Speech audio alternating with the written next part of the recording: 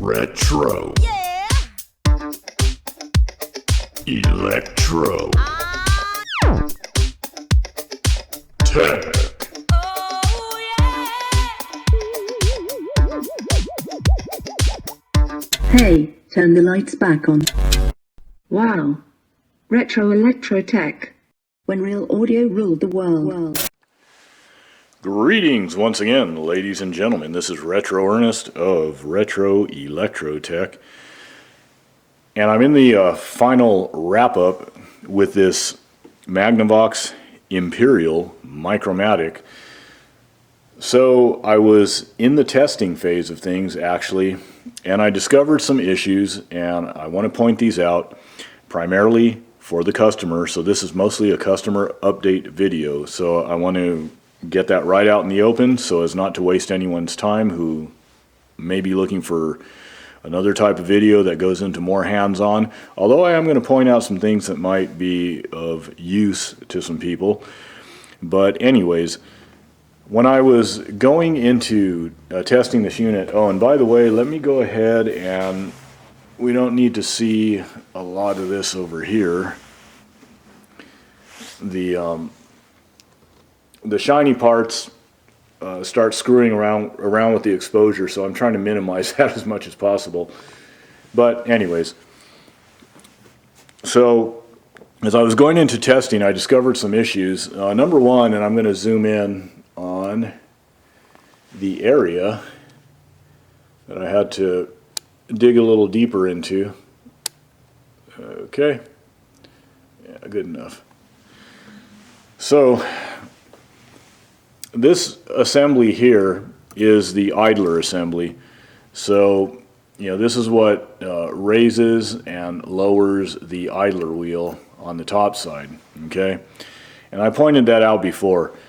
But you can see what I'm pointing to here. That's a shaft that runs all the way down. And, that shaft raises and lowers. So what was happening was the idler wheel would lift into position and made up with the appropriate steps of the spindle, the motor spindle, stepped spindle.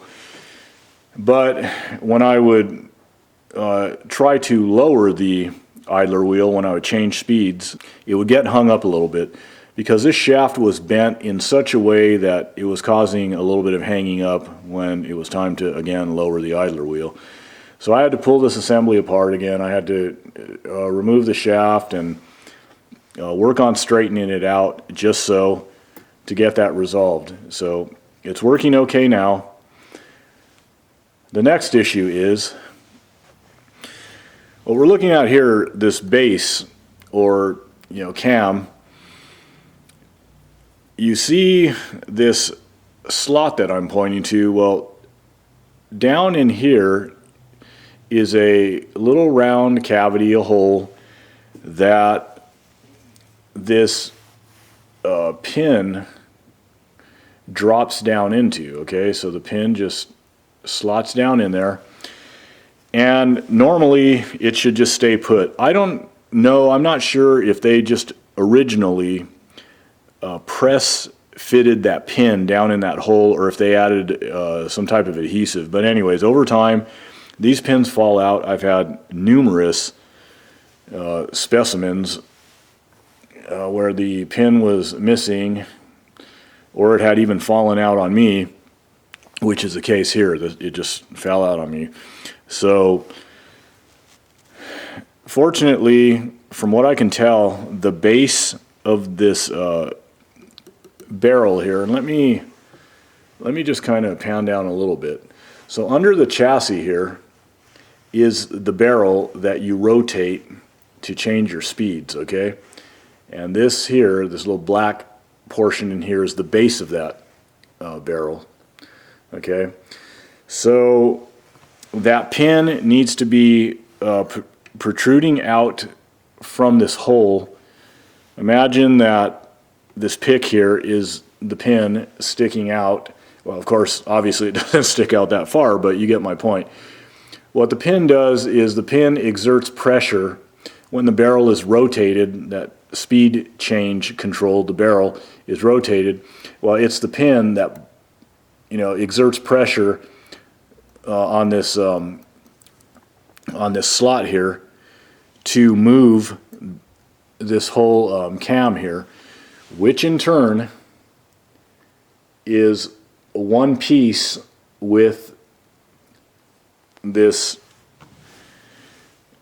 speed change lever or ramp lever, because this lever over here where I'm pointing, and unless I change the camera angle, we're not really going to be able to see it from the side, but if you looked at this lever here from the side, it's stepped, okay, it's ramped. And that's what causes the idler assembly there, that shaft, to, you know, rise and rise and fall, whatever. So let me change camera positions again. So if there's no pin here protruding out and you rotate that barrel, then the barrel is just going to turn and turn. It's not going to do anything. It needs to have that pin situated in place to move this base here, this cam, and in turn move this speed ramp lever that I'm referring to. So there's that. Now I had to let me tighten this down. So I had to go in there with, you know, a bunch of pipe cleaner, some anhydrous alcohol, really clean out that cavity real well.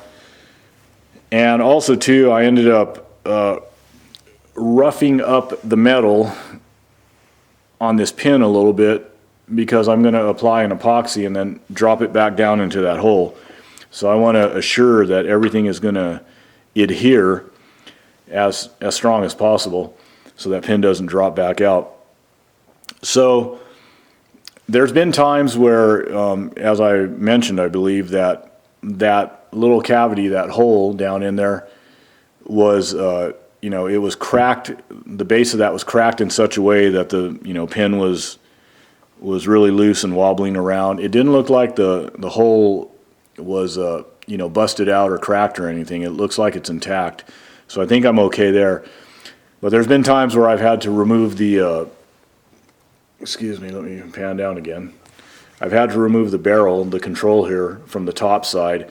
And that's a bit of a chore, and I'll point out why that is in just a little bit. But it's kind of a pain in the bootius maximus to, you know, get all this assembly pulled apart if I have to repair the plastic. In other words, if it's cracked or chipped away around that hole that the pin drops into.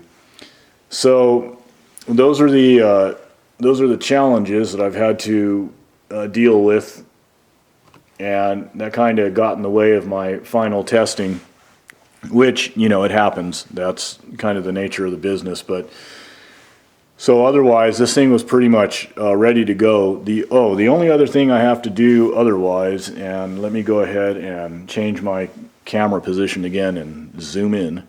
Okay, so you can see here I have the tone arm wire obviously fed through that I need to resolder to the terminals here of this muting switch. Yeah, that's about it. So I'm going to get this pin glued in, like I said. And once I get that all wrapped up and that's all dry, then I will be back for some more testing, and we'll go from there. Okay, so here we are back on the top side. So it's been several days since I reinserted that pin in the base of the speed control here that I was talking about a moment ago. Well, a moment ago for you guys, but like I said, it's been several days for me. Because when I was doing that, I was starting to get sick. You know, I could feel the flu coming on, and of course I've been on my back for like 3 days, fever, and, you know, all that coughing and just feeling like absolute crap. So today was the first day I felt good enough to come in and check on things just for a while. It's going to be a short day for me. I'm going to be leaving in a little bit. But anyways, it looks like that pin is going to hold up okay, I hope. Sometimes they do, sometimes they don't. It just depends. It depends on the condition of the plastic. Sometimes the plastic gets pretty brittle, and that's why those pins sometimes loosen up. you know, the plastic gets a bit brittle, it cracks around the hole like I pointed out, and the pin will loosen up, fall out. Anyways, it doesn't look like, you know, the plastic around the hole that the pin inserts into is cracked or anything, so hopefully it'll stay that way. So I got a pair of needle nose pliers, and I was tugging on that pin within reason, of course. You know, you're not going to tug on it too hard and try to muscle it too much, but within reason, just to see if it was going to hold. So yeah, once again, you know, everything is looking pretty good. The main objective in this video is just to demo the mechanical aspect of everything, and I'm going to do that in a minute. And you know, if I kick it on, you can see that the idler tire, wheel, whatever, is engaging with the appropriate step of the step spindle for the speed selected, which is, you know, the 33 RPM setting there. Looking good. And yeah, and you'll see the, you know, 16 back down to 33, 45, 78. So the idler wheel is lifting and lowering appropriately. Like I mentioned, when the idler assembly underneath, when I discovered that there was a slight bend on that shaft, it seemed to raise okay, but when I would go to drop it back down, it would kind of hang up, and I'd have to tap it and all that stuff, and, you know, to get it to drop down. And yeah, that wasn't good, so I had to pull that all apart and work on that. So anyways, that's that. And one thing I will say about the speed control is that it has a tight feel to it. Not so tight that you can't maneuver it, but, you know, it just has a tight feel.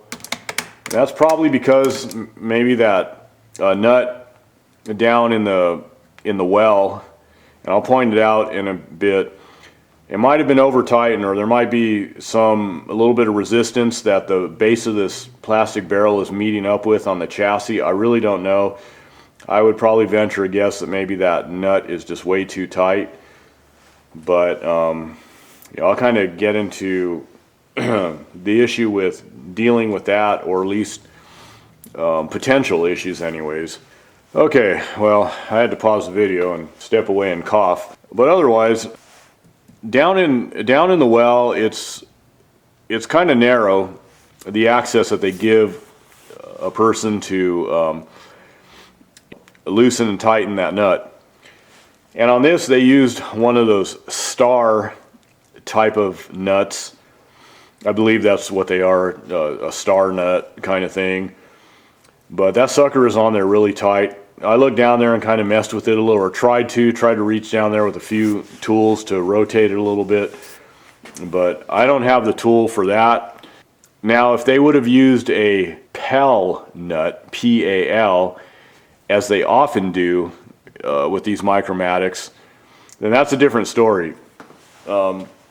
I fashioned up a tool, and I have it somewhere else. I'll have to dig around or whatever. Originally, they produced a special tool for that, and, you know, once they start doing the whole thing with special tools and all that, that's a big turnoff for me in terms of serviceability. But oh well, that's what they did. The whole unit is great to work on, except for this assembly here, when you have to get down there and try, you know, remove this. But the PAL nut that I'm talking about, I fashioned up a tool that just involved a tube with a hollow down the center that I drilled, and then I filed the appropriate shape to fit the PAL nut, you know, the inside of the PAL nut there. You drop that down, and then you rotate it, and the PAL nut comes off. But with this star nut that they use, and it's so tight on there that, yeah, I don't want to get too get too hard and heavy trying to remove that and risk cracking the plastic or something like that, and that would not be good.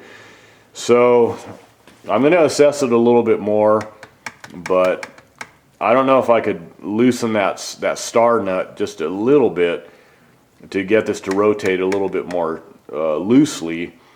But it's usable right now. But again, my main objective was fixing that pin that had fallen out that I already talked about.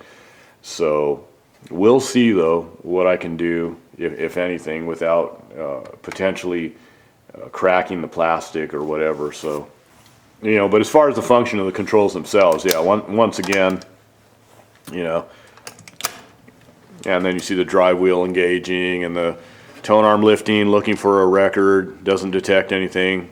It's going to set back down and shut off. So let me get the platter on, and we'll kind of mess around with the, you know, just testing with a piece of vinyl, in other words, and the set down and the end of play, the return and all that, record dropping, of course. All right, let's go ahead and demo the record dropping and tone arm set down aspect of it all. And pardon the glare on the vinyl, I have a softbox up here that, you know, but that doesn't matter. You'll get the point. So let me start it up. Just gonna tap the record, drop it, and then it's set down where we needed it to set down. So that's good. I might still tweak it just a tiny bit, the adjustment, and I'm going to talk about that in just a moment. Okay. Okay, so it'll fill for a piece of vinyl, nothing there. And back into its rest position. So I'm going to give it a tiny tweak because it's pretty darn close right where it is. So very carefully I'm going to set the screwdriver that fell. I'm going to set the tone arm down. There we go, out of the way. And then I'm just going to give this, and this is good for the customer to know as well, and for those of you interested, but down in this little hole here, down in this little hole or well, there's a screw. Let me get it slotted in place there. Okay, there I am.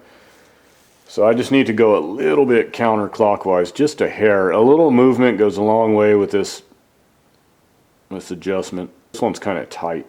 There we go. Now let me see if that improved things a little bit. So let me start the process over again, and I'll be right back. Okay, so the reason why I made that little adjustment, it set down pretty good in the lead out groove, or on the lead out groove here, or lead in groove, excuse me.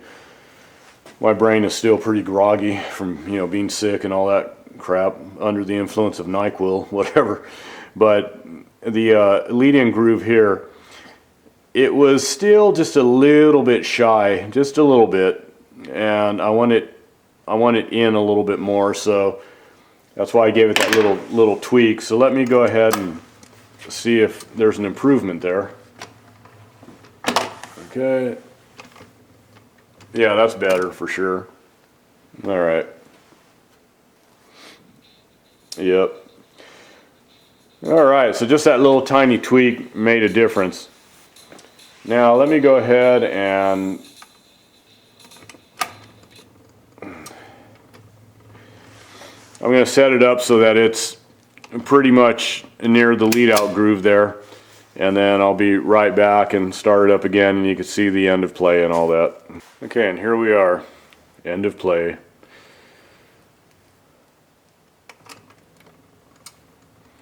Okay, looking good.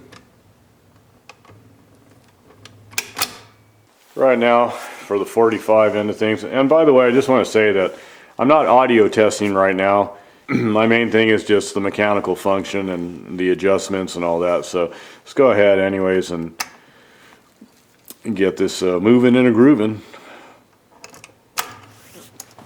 Okay, so there it goes. All right, set down's looking good. So anyways, now let me demo the end of play.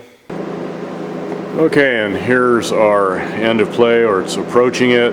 Pardon the noise in the background once again, you know, the heater. So yeah, it's looking good. All right. Okay, good, the heater stopped too. So yeah, that's what we want. Everything is working consistently.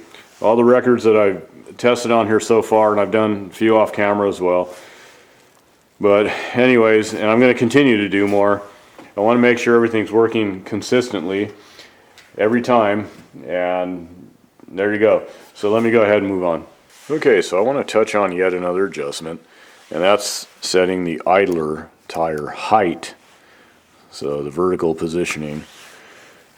And a few things to be aware of right off the bat, and the reason why I'm going over this first of all is because for the customer's sake, and it goes without saying for those of you interested in this content, for you as well.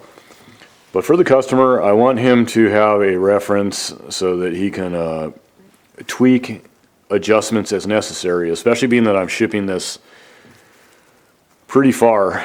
It has a long way to go, and during shipping we know that things can get bumped around, jostled around, and if something gets knocked out of adjustment in such a way that it could be corrected by my customer, because this isn't very difficult to do unless something else is damaged that renders the adjustability, inoperable.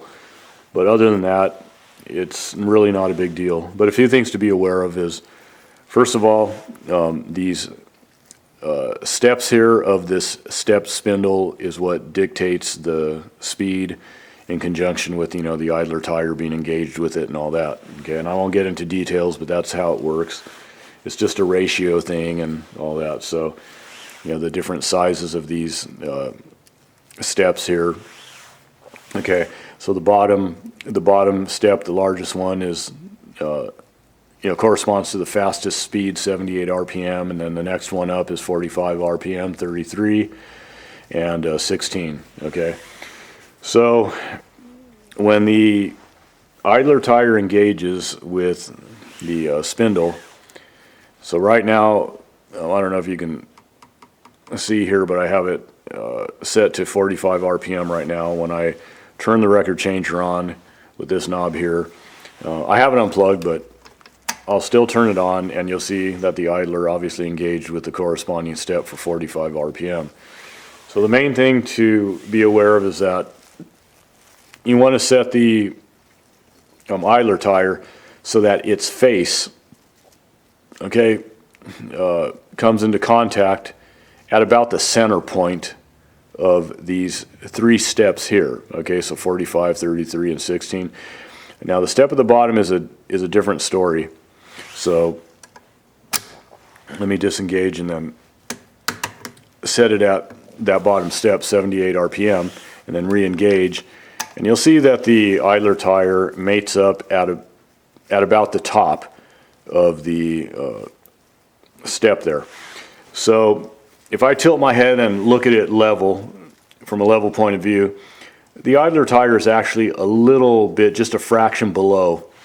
Okay, but if you were able to, center this idler tire with the bottom step here, and let me zoom in just a little bit more here and rotate the camera a little bit and zoom in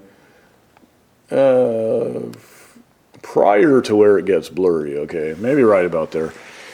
But you can see that the surface area of this step, being that it's such a bigger surface area and a lot taller, well, if you were to center this idler tire according to this bottom step here, then go to switch to like 45 RPM and 33, well, things wouldn't line up properly. The idler tire would be hitting these other steps too low, and the bottom would be rubbing on the step beneath it, in other words, and that's what you don't want. So let me back this off again. Okay, so I'm going to rotate it back to 45, re-engage it, and you can see it's engaged with the 45 step. So we don't want the bottom of the idler tire to be rubbing on the flange of the step below it that we were just on, 78 RPM. We don't want the bottom rubbing against this flange here, okay? So that's kind of where I'm going with this, and that's why factory calls for this idler tire being centered more or less with these three steps, you know, when you move them into position. So 45, it's pretty much centered. 33, let me move it over to 33. Oops, let me disengage it, move it over to 33. And, you know, we're right about center there. And then let me disengage, and 16. And yeah, we're more or less centered. And when I say more or less, we just want to be sure again that the bottom of the idler tire isn't rubbing against the flange of the previous step, and that it's also not too high to where the surface of the idler tire is not fully engaged with the surface of the step. Okay, so we don't want the idler tire just riding on, you know, barely riding on the edge of whatever step. So pretty straightforward stuff. Let me just drop it back down to 45 here. All right, and then let me re-engage so I can get the tire out of the way of what I'm pointing to here. And this is the adjustment, okay? Matter of fact, let me swing over just a little bit. So yeah, this is our adjustment here, this slotted shaft that extends from the chassis here, okay? So you drop in your slotted screwdriver, counterclockwise lowers and clockwise raises. All right, I had to pause for a sip of water. Anyways, so yeah, counterclockwise lowers, clockwise raises, and as long as you have it pretty much centered up with the 45, 33, and 16 step, that's good. Bottom step is going to be more toward the top. That's where it's going to just kind of default and line up. So that's how you do that adjustment. Nothing to it but to do it. So let me go ahead and move on. Oh, and another thing before I move on that I almost forgot to mention is that when this adjustment is being made, you can probably see that, if I back off, you can see that I have the changer on blocks, and the chassis is raised off of the bench. So I do that anyways when I'm working on these, but you want the motor underneath to be fully suspended. You don't want it to be supported. You don't want the motor from the bottom side. Let me, yeah, where I'm sticking my hand under here. You don't want the motor supported by the bench, okay? Because then you can see. Actually, let me hold this down a little bit. See what's going on there? Because of this thing, when it's mounted in its cabinet or in a plinth, the motor suspends and is held in position via the rubber motor mounts, but there is some movement there when I'm pressing if I support it and push it up. So if you had it sitting on a table and the motor was pushed up and you made that idler height adjustment, then notice that the position of the shaft and the step spindle, of course, changes. So your adjustment will be completely off. So you want it suspended in its natural state on its rubber mounts, the way that it's going to be suspended when it's mounted in a plinth or into the console unit or whatever the case. Okay, so I wanted to point that out because that's very important when you make this adjustment. Oh, and yet another thing I almost forgot to mention. So many things, you know. In regard to the motor being suspended on mounts and all that, in regard to mounts, yes, I replaced the motor mounts with new mounts. These are the old ones here that had seen better days, you know. Yeah, these ones are in rough shape, okay, the originals. And they were replaced by these motor mounts here. Well, same kind. I have, a bunch of these little baggies with motor mounts. But anyways, these are the type of mounts that were put in, brand new mounts. So I want the customer to know that as well. So there you go. Now we can move on. Okay, before I get into some more adjustments, I wanted to point out what some of you may have noticed, that I had to take these patches here down to bare metal, because they were starting to get pretty rusted out here. The rust was getting a bit more advanced and starting to eat away some of the metal. And I got my Dremel tool in there and ground away the rust, and then I applied with a brush some clear lacquer to protect the metal. There's still a few little spots that are a bit more superficial. They're small and superficial, like, you know, behind this switch here, there's a little patch, and in here, and just along the rim a little bit. But that's easy enough for the customer. If he wants, he can take the platter back off. He can, you know, get a little bit of sandpaper or whatever, and, you know, get those down to the bare metal if he wants, and hit those with some lacquer too to protect the metal if he so chooses. If not, it's superficial enough, those patches, to where in our lifetime I don't think it's going to be an issue at all, unless this thing was to be stored in a basement or something or whatever. And what happens with these is that, depending on how they're stored and what type of life they live, it's not uncommon for condensation, moisture, and all that to settle down in these platter wells and start rusting things out. I see that all the time, and in areas, like I said, where the patches of rust are too bad, you know, again, like what I had to deal with here, they were starting to get to that point, then as a matter of course, I'll just go in there and do that. I'll just grind it down to bare metal and hit it with some lacquer just to protect the metal, as I already mentioned, and leave it alone, because this wasn't a cosmetic restoration, but I at least wanted to give some attention to the worst of it, and then I'll leave the rest to the customer and, you know, go from there. All right, and the next adjustment I'm going to touch on has to do with setting the tone arm height.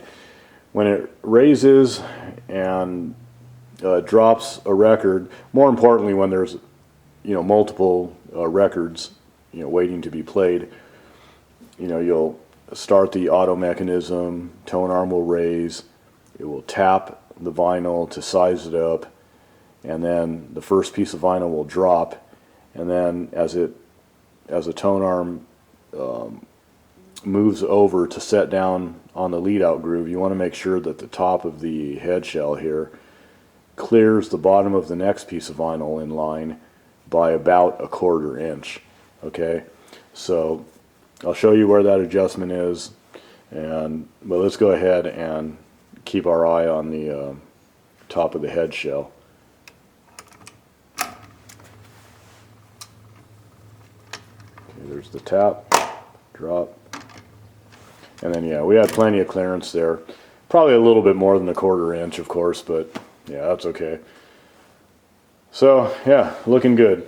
Okay, so unless the tone arm height adjustment is way off, most of the time, yeah, it's going to be all right. The tone arm's going to lift. It's going to be at good enough of a height to tap the piece of vinyl to size it up.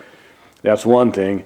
Now, if the adjustment was way off, then there's a possibility that the tone arm wouldn't lift high enough, and maybe instead of tapping the vinyl to size it up, it might undershoot and you'll go under it. And in that situation, it's not going to detect a piece of vinyl being present to size it up, and it's going to return to the rest position, sit down, and shut off.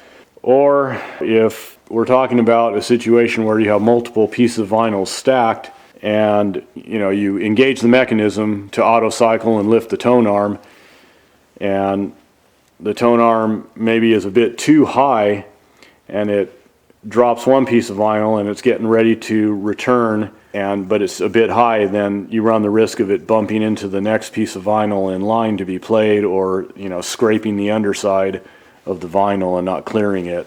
So that's why factory calls for approximately 1/4 inch of clearance when you make that adjustment. And what adjustment is that?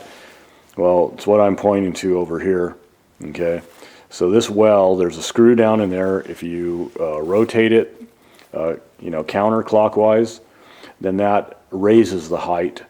If you you know, rotate it clockwise, it lowers the height of the tone arm. So just something you would have to play with if that adjustment was, you know, that far out of whack. But this one is looking good. All right, so now I'm going to get into setting the tracking force. That is the downward pressure or the downward weight that's exerted on the piece of vinyl or in the record groove by the stylus, okay? Or collectively, you know, the tone arm, the cartridge, the stylus. But anyways, the downward pressure or force. So that's measured in grams, and anyways, I'll get into that in a moment when we actually measure and set the adjustment accordingly. So the first thing we want to do is start off with a level turntable, a level platter surface. So I remove the platter mat for this. I'm just using a torpedo level, which is good enough for what we're doing here. And I don't know if you can see the bubble. It looks like when I'm looking into the back of the camera, the camera screen, it looks like it's kind of blown out, but you might be able to see the bubble there. I'll back down the exposure just a little bit. Let me see here. Yeah, I think that's better. So you can see that bubble. We're pretty centered, you know, close enough. Anyways, it's looking good. Yeah, we're looking pretty level there for what we need to do here. And I'm going to check it along another plane as well. I want to check it here, and let me go ahead and rotate the platter and along this plane. Let me just move my head over here and take a look. Yep, and the bubble is nice and centered over there too. I'm not going to move the camera for that, but just take my word for it. So everything is leveled. So let me go ahead and get the scale on the platter, and we'll see what our tracking force is.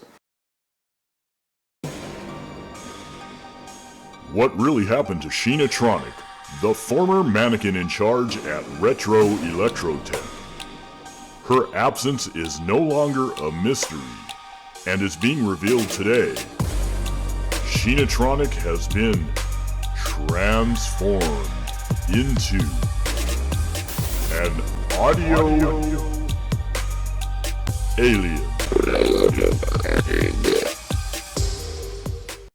This has been a Spinning Head production. All right. So we're going to check the downward force, pressure, whatever, or tracking force.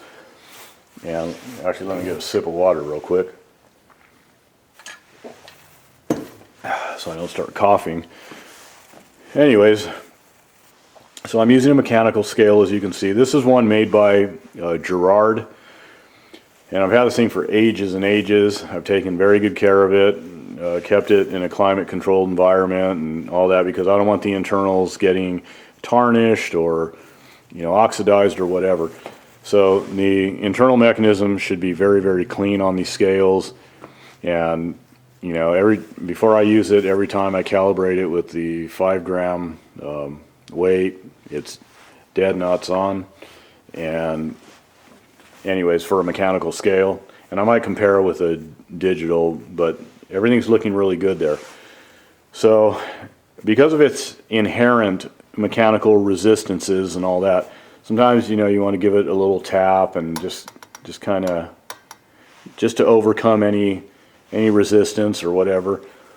And positioning is important. I'm not going to get into every detail. I'm not going to get into calibrating and all that.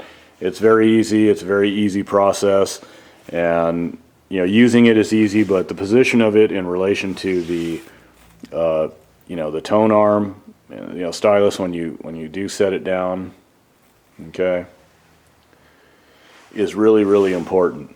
And as you can see, I just dropped it down on the base there, and I have it dialed in. You dial in the grams via this black dial, of course, and so I have it set to 4 grams, and the manufacturer of the cartridge, stylus, and all that call for 4 to 5 grams of tracking force, okay, that they want you to set the tone arm at. And I pretty much did that. I'm going to show you in just a moment where that adjustment is, but I want to kind of expedite this so I can call it quits for the day and get some more rest, because I'm not over this flu yet. I'm feeling a little bit better every day, but you know, it takes time. This is a pretty strong one.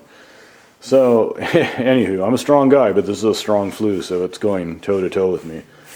But anyways, yeah, I'm going to reposition the camera in just a minute here so you can see the scale too, but we're pretty much, let me hover over the top. Yeah, we're pretty much dead on 4 grams, maybe just a pinch, and I'm talking just a pinch over. And I'll compare in just a bit with a digital scale. I'll go ahead and do that and see where we are. Okay, so I'm going commando on this one and just hand holding it. So pardon the shake, but you can see it's like a hair over 4 grams. So we're looking good there. Now let me compare with the digital. Okay, so you can see our digital scale, which is also calibrated and was reading dead on when I calibrated it, is reading at like 4.1, okay, 4.11. So just a hair over 4 grams, and you know, again, our mechanical scale was just a hair over. So considering it's a mechanical scale, it's pretty darn good. So that's fine, you know, a little over 4 grams, as long as we're between 4 and 5. You know, this isn't a precision, you know, audiophile turntable and all that stuff. So, you know, nothing to worry about if it's a little bit, you know, if there's a little bit of a difference there or whatever, you know, a hair here and there.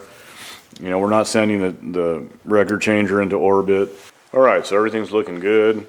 All the adjustments that I shared with the customer, as well as you guys for reference, everything went well there. And you saw that the record dropping, you know, as far as all the mechanical cycling of things, the record dropping, tone arm lift, set down, you know, the return, platter rotation, speed changes, yeah, all that. Everything is working like it should, like butter. It's great. The only thing, and I mentioned earlier, is that this speed control is a bit on the tight side, but I don't want to get into it and run the risk of breaking the otherwise fairly brittle plastic. I repaired the pin underneath that had dropped out. That was my main concern. But just be gingerly with this and rotate it into place. You'll get your speed changes just fine. And if it was seized up, then that's a different story, but it's difficult to get down in there and screw around, especially being that they used one of those star type nuts as opposed to the PAL nut, PAL. So yeah, I don't like the way they did that. It's a pain in the butt. And being that it is working, I don't feel any grit or grime, something that's, you know, grinding or anything like that. It turns smooth, it's just tight. So just keep that in mind, be careful with it. Otherwise, everything is fantastic. And I'm not going to do an audio test with this because there's really no need at this point. Plus, I want to get out of here in a little bit, and unless there's a problem, which I don't anticipate, because A, there's a brand new stereo cartridge and stylus, so it's going to perform just fine. All I have to do is tack the tone arm wires to the contacts. The wire's already routed. I just need to tack those on when I'm ready to solder in the next day or so when I come back in. So yeah, I'm going to run it in the shop, let it cycle a bunch of times, play some vinyl, you know, before I send it off, package it up and send it off. Another thing I want to mention before kicking on out of here is I, you know, donated my own platter mat from my own Micromatic, and also too, I donated my own control knob because the customer's was all broken. You know, again, this plastic is brittle. That's why I'm concerned about the plastic of this speed control. That's why I don't want to get too rough with it and try to muscle that star nut off of there and mess around unless I absolutely had to. Okay, so yeah, this was, you know, once I removed the this tension collar, it just fell apart. So it was all cracked anyways and missing part of it. And so these knobs are hard to find. During the time that I had it, I was trying to hunt down one of these knobs because I knew I was going to have to replace it, of course, and I didn't see anything. There might be something out there somewhere, but I looked around on the net, the auction site. I couldn't find anything. eventually I'll run across something. Something will come into the shop. One of these units, or at least the knobs or something. I'll get a hold of them sooner or later. But it's just that the time that I had the customers, I couldn't search for one forever. So I'll run across one for my own unit, and it's not like I use my own Micromatic every day. And if I do need to use it, I have other knobs that will fit. They just don't match and look as good as the original ones, but I can use it if I have to when I want to listen to it. So so I donated mine. That'll work. Otherwise I think that's about it that I can recall. So good thing I remembered. To the customer, let me get this arm out of the way. So every once in a while, be sure to drop 1 or 2 drops into the into the hub there, around the hub, to keep everything, to keep your platter running nice and smooth. Just use like a Singer sewing machine oil, something like what I have in here. Matter of fact, I have it within reach. That's good. But you can see, as I hope you could, I don't know, it looks blown out in the back of the camera, but maybe you could see it. It's a very light viscosity and very clean oil. It doesn't degrade in a real gummy or sticky way. You don't have to use all that fancy, turntable, audiophile oil. You don't need to do that. I mean, if you want to, that's cool. There's nothing wrong with those products, I'm sure. I'm sure they're good quality, but whatever. Anyways, that's another topic, but just a drop or 2. Let me just pull this off. Yeah, good enough. This inside portion in here, just keep that nice and clean. And keep it oiled, okay?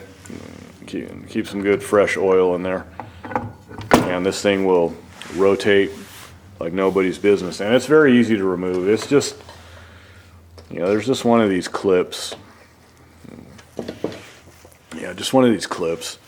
Go on there, you pop it off with a screwdriver and lift the platter off and all that. It's not a big deal. But if you don't feel comfortable doing that, no worries. Just a few drops of oil, and it'll work its way down in there. Otherwise, everyone, I'm out of here. So, as I always say, guys, peace, love, music, and the vintage audio that brings it to your ears. Till next time, y'all take care.